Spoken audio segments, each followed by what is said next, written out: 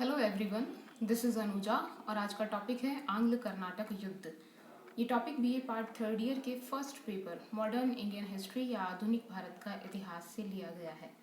आंग्ल कर्नाटक युद्ध अंग्रेजी कंपनी, ईस्ट इंडिया कंपनी और फ्रांसीसी कंपनी के मध्य भारत में हुए युद्धों को कहा जाता है। ये टोटल 3 युद्ध हुए और इनका क्योंकि प्रमुख जो क्षेत्र था जहाँ ये युद्ध हुए वो कर्नाटक वाला क्षेत्र था, इसीलिए इसे आंग्ल कर्नाटक युद्ध कहा जाता है। इस वीडियो में हम आंग्ल कर्नाटक युद्ध के क्या कारण थे इनके बारे में पढ़ेंगे। वो कौन सी परिस्थितियां थी जिनमें ये व्यापारिक विदेशी कंपनियां अपने व्यापारिक उद्देश्य को छोड़ कर के, यानी व्यापारिक उद्देश्य था लेकिन उसके साथ साथ वो व्यापारिक उद्देश्य के अतिरिक्त राजनीतिक क्षेत्र में भी अपना प्रभाव स्थापित करने के लिए प्रयत्नशील हुई। तो उन परिस्थितियों के बारे में चर्चा करेंगे। आंग्ल कर्नाटक युद्धों का क्या परिणाम हुआ और इन युद्धों में फ्रांसीसियों की पराजय के क्या कारण रहे, इन सब पर हम इस वीडियो में चर्चा करेंगे। आंग्ल कर्नाटक युद्धों के अगर सामान्य कारणों की हम चर्चा करेंगे तो सबसे पहला कारण आता है मुगलों का पतन।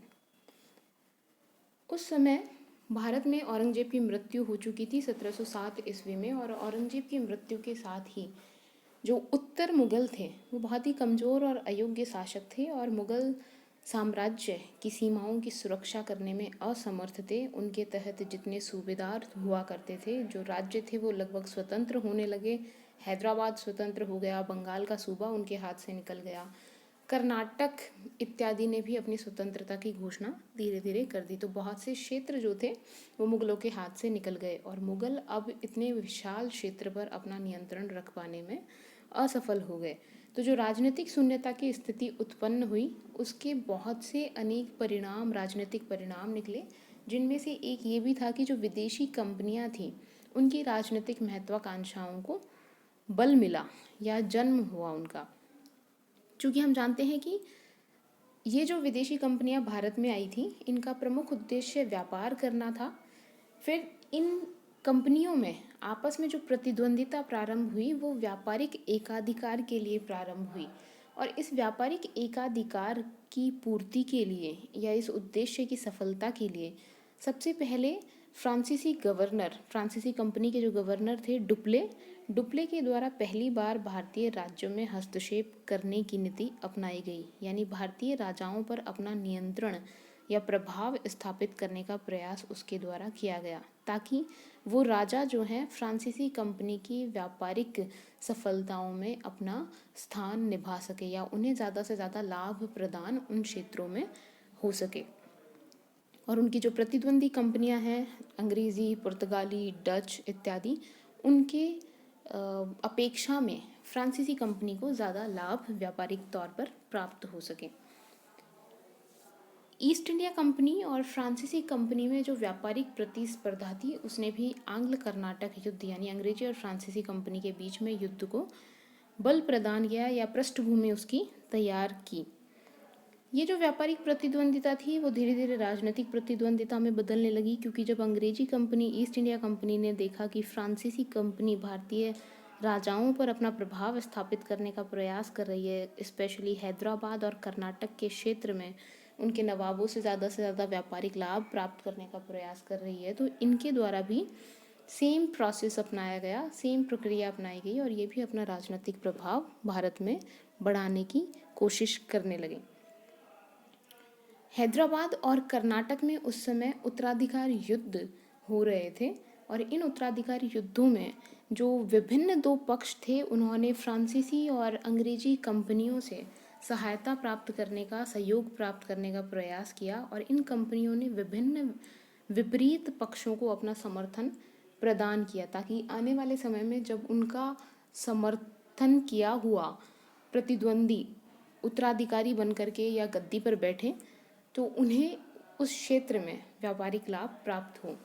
एक और महत्वपूर्ण कारण है, यूरोप में और अमेरिका में जब भी फ्रांस और इंग्लैंड के बीच में कोई भी तनाव की स्थिति पैदा होती थी, स्पेशली व्यापार के लिए अमेरिका और यूरोप के विभिन्न क्षेत्रों में अपना प्रभाव स्थापित करने के लिए लगातार वहाँ संघर्ष इन दोनों देशों में चल रहे थे। तो जब भी यूरोप में और अमेरिका में ये संघर्ष होना प्रारंभ होते थे सैन्य तौर पर, तो उसका प्रभाव जहाँ जहाँ ये दोनों कंपनियां विद्यमान थे विश्व में, उन सभी क्षेत्रों में होता था और भारत भी इससे अछूता नहीं रहा। भारत में भी जब भी यूरोप में इन दोनों देशों में युद्ध हुआ, तब भारत में भी इसके परिणामतः फ्रांसीसी कंपनी और ईस्ट इंडिया कंपनी दोनों के मध्य युद्ध प्रारंभ हो जाते थे। तो यूरोप की घटनाओं से भी यहाँ इन दोनों कंपनियों में प्रतिद्वंदिता जो थी वो प्रभावित हुई। अब सबसे पहले मैंने बताया कि 3 आंग्ल कर्नाटक युद्ध हुए हैं, तो हम प्रथम आंग्ल कर्नाटक युद्ध के बारे में चर्चा करेंगे। प्रथम आंग्ल कर्नाटक युद्ध 1746 से 48 2 सालों के दौरान चला। युद्ध के कारणों की अगर बात करें तो ऑस्ट्रिया में 1740 में ऑस्ट्रिया की जो महारानी थी मेरिया थेरेसा, उसके पश्चात उसके उत्तराधिकार के प्रश्न पर इंग्लैंड और फ्रांस के बीच में युद्ध का प्रारंभ हुआ। इंग्लैंड और फ्रांस ऑस्ट्रिया में अपने समर्थक शासकों को गद्दी पर बिठाना चाहते थे, इसलिए वहाँ युद्ध प्रारंभ हुआ और उसी युद्ध का परिणाम भारत में देखने को मिला और अंग्रेजी और फ्रांसीसी कंपनी भी 1746 में युद्ध में संलग्न हो गई। इसके साथ ही इस समय अमेरिका में व्यापारिक औपनिवेशिक विस्तार के लिए, अमेरिका में उपनिवेश की स्थापना के लिए अंग्रेजों और फ्रांसीसियों में संघर्ष की स्थिति चल रही थी और इस स्थिति ने भी भारत में इन दोनों कंपनियों को युद्ध रत होने के लिए प्रेरित किया। साथ ही भारत में इंग्लैंड और फ्रांसीसी कंपनियों में जो कि व्यापारिक प्रतिद्वंदिता थी, दोनों व्यापार में एक दूसरे के कॉम्पिटिटर थे और एक दूसरे से ज़्यादा लाभ इस क्षेत्र से प्राप्त करने की इच्छा ने उनमें इस कंपटीशन को और ज़्यादा बढ़ाया और व्यापारिक एकाधिकार प्राप्त करने के लिए इन दोनों कंपनियों में युद्ध अवश्यंभावी हो गया। तो 1746 में जो डुप्ले था, फ्रांसीसी गवर्नर था इस समय, उसने मॉरिशस भी फ्रांसीसी उपनिवेश था, तो मॉरिशस के जो गवर्नर थे फ्रांसीसी, ला बोर्डोने या ला बॉर्डिने उनका नाम आता है, तो उनको आमंत्रित किया क्योंकि अंग्रेजी जहाज ने कमांडर बार्नेट के नेतृत्व में एक फ्रांसीसी जहाजी बेड़े को समुद्र में ही डुबो दिया था। ऐसा कहा जाता है कि इस जहाजी बेड़े में एक जहाज डुप्ले का स्वयं का भी था, तो इससे क्रोधित होकर उसने जो है मॉरिशस के फ्रांसीसी गवर्नर से सहायता मांगी और अंग्रेजी कंपनी के विरुद्ध युद्ध प्रारंभ कर दिया। इनके द्वारा मद्रास पर अधिकार कर लिया गया फ्रांसीसियों के द्वारा। मद्रास जो था अंग्रेजों का महत्वपूर्ण व्यापारिक कंपनी या कहेंगे कि फैक्ट्री थी वहाँ पर, और बंगाल, मुंबई यानी कोलकाता, मुंबई और मद्रास जो हैं अंग्रेजों के प्रमुख केंद्र थे। वहीं फ्रांसीसियों का बंगाल में चंद्रनगर एक प्रमुख व्यापारिक कोठी थी उनकी, और दक्षिण में पांडिचेरी उनकी प्रमुख कोठी थी। इसके अलावा माहे और जिंजी जो थे वो भी फ्रांसीसी क्षेत्र थे, प्रभाव क्षेत्र थे, वहाँ उनका विशेष प्रभाव था। तो मद्रास जो था उस पर फ्रांसीसियों के द्वारा अधिकार कर लिया। बाद में मद्रास का जो गवर्नर था उसने ला बुर्डोने के साथ में एक समझौता करने का प्रयास किया, उसको कुछ पैसा दे करके और मद्रास को स्वतंत्र करने के लिए कहा। वो तैयार हो गया, और लेकिन डुप्ले जो था उसने इसका विरोध किया। वो नहीं चाहता था मद्रास को स्वतंत्र करना, लेकिन जो मॉरिशस का ये गवर्नर था वो डुप्ले को बीच में ही छोड़ करके और वापस पैसा लेकर के मद्रास को खाली करके सैनिक तौर पर और वापस लौट गया मॉरिशस के लिए। डुप्ले ने जो है फिर से मद्रास पर आक्रमण किया और मद्रास को पुनः हस्तगत कर लिया। मद्रास पर फ्रांसीसियों का अधिकार हो गया। इसी दौरान जो कर्नाटक का नवाब था अनवरुद्दीन, उसको डुप्ले ने ये आश्वासन दिया था कि जब मद्रास पर अधिकार हो जाएगा तो वो इस क्षेत्र को कर्नाटक के नवाब को सौंप देगा, लेकिन अधिकार होने के पश्चात वो अपनी बात से मुकर गया और इसीलिए नवाब अनवरुद्दीन ने अपनी सेना को मद्रास की ओर रवाना किया और कैप्टन पैराडाइज के नेतृत्व में एक फ्रांसीसी सेना, जिसमें लगभग 250 या 230 के लगभग फ्रांसीसी सैनिक थे और 700 भारतीय सैनिक थे, इनके खिलाफ ऐसा कहा जाता है कि लगभग 10,000 की नवाब अनवरुद्दीन की भारतीय सेना थी। इन दोनों में युद्ध हुआ सेंट टोमे नामक स्थान पर, और इस युद्ध में कैप्टन पैराडाइज के उन कुछ सैनिकों ने नवाब अनवरुद्दीन की विशाल सेना को पराजित कर दिया। इससे भारतीय शासकों की जो सैनिक स्थिति थी या उनकी जो सेना थी उसकी स्थिति स्पष्ट हो जाती है कि कितनी अनुशासनहीन उनकी सेना थी, कि कैप्टन पैराडाइज के नेतृत्व में इतनी छोटी सेना ने उनकी इतनी विशाल सेना को पराजित कर दिया। ये सब घटनाक्रम चल ही रहा था कि इसी दौरान 1748 में यूरोप में एला शापेल की संधि हो गई, और उस संधि के द्वारा यूरोप में इंग्लैंड और फ्रांस के बीच में युद्ध जो था वो समाप्त हो गया। इसी संधि के माध्यम से भारत में भी आंग्ल कर्नाटक युद्ध समाप्त हो गया, और मद्रास का जो क्षेत्र फ्रांसीसियों के द्वारा जीता गया था उस क्षेत्र को पुनः अंग्रेजों को लौटा दिया गया। साथ ही एक दूसरे के जो बंदी और क्षेत्र हथिया लिए गए थे युद्ध के दौरान, उन क्षेत्रों को भी पुनः लौटा दिया गया, यानी युद्ध से पूर्व की स्थिति वापस स्थापित कर दी गई। अब द्वितीय आंग्ल कर्नाटक युद्ध की बात करें। द्वितीय आंग्ल कर्नाटक युद्ध 1749 से लेकर के 54 ईस्वी के बीच में हुआ, अंग्रेजी कंपनी ईस्ट इंडिया कंपनी और फ्रांसीसी कंपनी के मध्य में। इस युद्ध के कारण हैदराबाद और कर्नाटक के उत्तराधिकार का प्रश्न, हैदराबाद के जो नवाब थे उनकी मृत्यु हो जाने के पश्चात वहाँ पर 2 प्रतिद्वंदी थे, और कर्नाटक में भी 2 प्रतिद्वंदी थे जिनके बीच में उत्तराधिकार का युद्ध हो रहा था। और इसमें फ्रांसीसी और जो अंग्रेजी कंपनी थी दोनों स्थानों पर 2 अलग अलग विपरीत जो प्रतिद्वंदी थे उनका समर्थन कर रही थी। तो उनके समर्थन की करने की वजह से इस उत्तराधिकार के युद्ध में इन दोनों कंपनियों ने एक दूसरे के विरुद्ध भाग लिया। साथ ही अंग्रेजी और फ्रांसीसी कंपनी जो थी एक दूसरे के प्रभाव को समाप्त कर देना चाहती थी भारत में, और उनकी जो राजनीतिक महत्वाकांक्षाएं थी वो बढ़ रही थी। तो सामने वाली कंपनी को पराजित करके और भारतीय राजाओं पर अपना प्रभाव स्थापित करने के लिए ये दोनों कंपनियां प्रयासरत थी। 1748 में हैदराबाद का जो निज़ाम था आसफ जहां, उसकी मृत्यु हो गई, और उसकी मृत्यु पर उसके पुत्र और उसके नवासे नासिर जंग और मुजफ्फर जंग में उत्तराधिकार का युद्ध प्रारंभ हो गया। डुप्ले के द्वारा मुजफ्फर जंग का समर्थन किया गया और अंग्रेजों के द्वारा नासिर जंग का समर्थन किया गया। इसी तरह कर्नाटक में चांदा साहब और मोहम्मद अली के मध्य में उत्तराधिकार के लिए युद्ध चल रहा था। इस युद्ध में चांदा साहब का समर्थन डुप्ले के द्वारा या फ्रांसीसी कंपनी के द्वारा किया गया, और अंग्रेजों ने मोहम्मद अली का समर्थन किया। इस युद्ध के दौरान जो महत्वपूर्ण घटना हुई वो अर्काट का घेरा था। अर्काट कर्नाटक में स्थित था उस समय, और इस अर्काट के घेरे से आगे चलकर के लॉर्ड क्लाइव को बहुत प्रसिद्धि मिली, और इसीलिए बाद में उन्हें बंगाल की विजय का दायित्व भी सौंपा गया। तो पहली बार क्लाइव जो है वो लाइमलाइट में आए इस अर्काट के घेरे के साथ में, और ये एक महत्वपूर्ण चरण था जिसने फ्रांसीसियों की कर्नाटक में पराजय को सुनिश्चित कर दिया। इस अर्काट के घेरे में क्लाइव ने फ्रांसीसी सेना को परास्त कर दिया या पराजित किया। इस पराजय के कारण फ्रांसीसी गवर्नर डुप्ले की आलोचना होने लगी, न सिर्फ भारत में बल्कि फ्रांस में भी। और फ्रांस की जो सरकार थी उसने डुप्ले को वापस फ्रांस बुला लिया और उसके स्थान पर गोडेहू को गवर्नर बनाकर भारत भेजा। एक और बात ध्यान देने की है यहाँ पर कि जो फ्रांसीसी कंपनी थी वो फ्रांसीसी सरकार के द्वारा उसकी स्थापना की गई थी, और इसी वजह से फ्रांसीसी सरकार उसके सारी नीतियों पर अपना नियंत्रण रखती थी, और इसीलिए ये बहुत ज़्यादा सक्सेसफुल नहीं थी, क्योंकि यहाँ व्यापार जो था वो अपने पर्सनल लाभ के लिए या शेयर धारकों के लाभ के लिए नहीं किया जाता था, बल्कि ऐसा होता था कि जैसे ब्यूरोक्रेसी है, सरकार ने कंपनी बना दी, कंपनी में सरकारी कर्मचारियों की नियुक्ति कर दी और उनको कार्य सौंप दिया व्यापार करने का।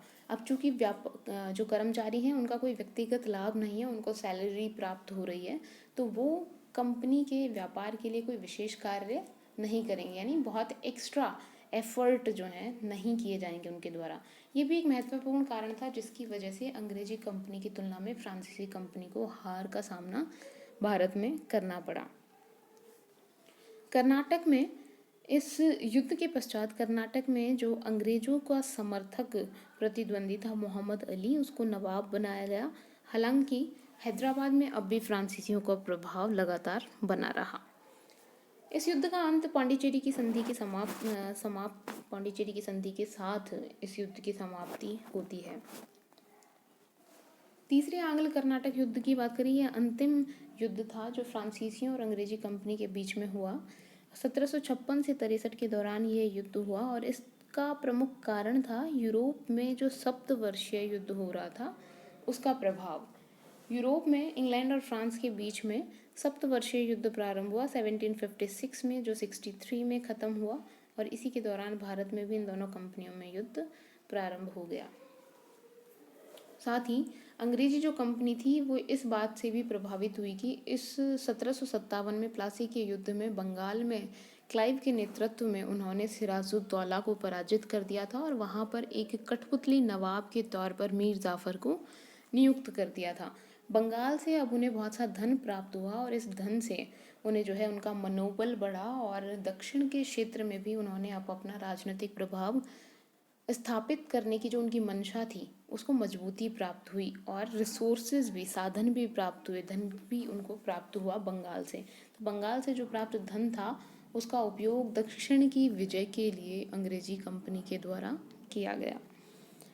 सर आयरकूट के नेतृत्व में 1760 में वांडियावाश के युद्ध में फ्रांसीसियों को पूरी तरीके से पराजित कर दिया गया। तीसरे आंग्ल कर्नाटक युद्ध में अंग्रेजी जो कंपनी थी उसके द्वारा फ्रांसीसियों को कम्प्लीटली पराजित कर दिया गया और जो पांडिचेरी था उनका प्रमुख केंद्र पांडिचेरी पर भी अधिकार कर लिया गया अंग्रेजों के द्वारा। न सिर्फ पांडिचेरी बल्कि माहे और कर्नाटक में जिंजी क्षेत्र जो है वहाँ पर भी अधिकार अंग्रेजी कंपनी का हो गया। फ्रांसीसी जो है पूरी तरीके से परास्त हुए और जैसे ही यूरोप में पेरिस की संधि के साथ सप्तवर्षीय युद्ध की समाप्ति हुई, उसी संधि के साथ भारत में भी इस आंग्ल कर्नाटक युद्ध, तीसरे आंग्ल कर्नाटक युद्ध की समाप्ति हुई। भारत में जो फ्रांसीसियों के क्षेत्र थे यानी पांडिचेरी, माहे, जिंजी इत्यादि, वो उनको वापस कर दिए गए अंग्रेजों के द्वारा। और एक निगेटिव इम्पैक्ट जो पड़ा फ्रांसीसियों पर वो ये कि अब उनकी जो राजनीतिक महत्वाकांक्षा थी वो पूरी तरीके से समाप्त हो गई।